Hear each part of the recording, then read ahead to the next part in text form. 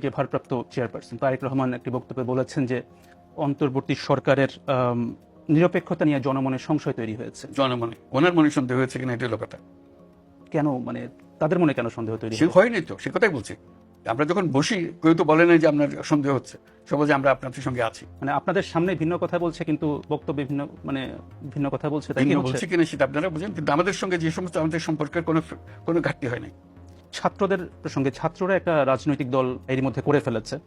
সে বিষয়ে কয়েকটি রাজনৈতিক দল, বিশেষ করে বিএনপির পক্ষ থেকে বলা হয়েছে যে একটা অভিযোগ করা হয়েছে সরকার এখানে তাদেরকে সহায়তা করছে। সরকার কি সহায়তা করছে তাদেরকে বা না, করেছে? সরকার কোনো সহায়তা করে না। 3 জন ছাত্র প্রতিনিধি ছিল সরকারের ভেতরে, যিনি রাজনীতি মনস্থির করেছেন তিনি সরকার থেকে ইস্তফা দিয়ে চলে গেছেন। উনি প্রাইভেট সিটিজেন হিসেবে রাজনীতি করবেন, এর কাঠ বাধা দেওয়ার কি আছে? সেনাবাহিনী থেকে কি আপনি সহযোগিতা পাচ্ছেন? সর্বোত্তম করে একদম প্রথম থেকে যাওয়া ছিল, এখনো তাই? অ্যাবসলিউটলি। আপনি নিশ্চয়ই জানেন যে সম্প্রতি সেনাপ্রধান একটি বক্তব্য দিয়েছেন যেখানে তিনি বলেছেন যে অনেক বিষয়ে তিনি এবং আপনি একমত। তার মধ্যে তার একটি বক্তব্য ছিল যে সবাই একসাথে কাজ না করতে পারলে বাংলাদেশের স্বাধীনতা এবং সার্বভৌমত্ব হুমকির মুখে পড়বে বা এটা বিপন্ন হতে পারে। আপনি কি এই বক্তব্যের সাথে একমত? এটা ওনার বক্তব্য, উনি বলবেন। এটা আমার ওনাকে এন্ডোর্স করা না করার বিষয় না এটা।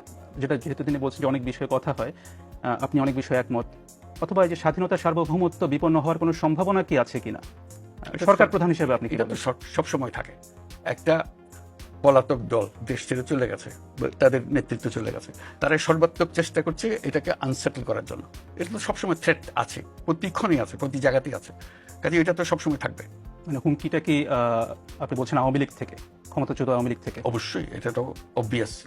তারা মাঝে মাঝে ঘোষণা করছে, বক্তৃতা দিচ্ছে, অ্যাড্রেস করছে, আমরা সবাই শুনছি, মানুষ উত্তেজিত হচ্ছে। আপনি এখন যেটা বললেন যে তাদের দিক থেকে নানা রকম কর্মকাণ্ড আছে, হুমকিটা কোথায় এই মুহূর্তে? এই যে অ্যাড্রেস করছে, জাগো, কাজে নামো, ইত্যাদি ইত্যাদি অনেক আহ্বান জানাচ্ছে না, কর্মসূচি দিচ্ছে, হরতাল করো, অমুক করো। এটা মানুষ কিভাবে নেবে, এটা বলেন? এটা কিভাবে মিষ্টি মুখে চলে যাবে সব?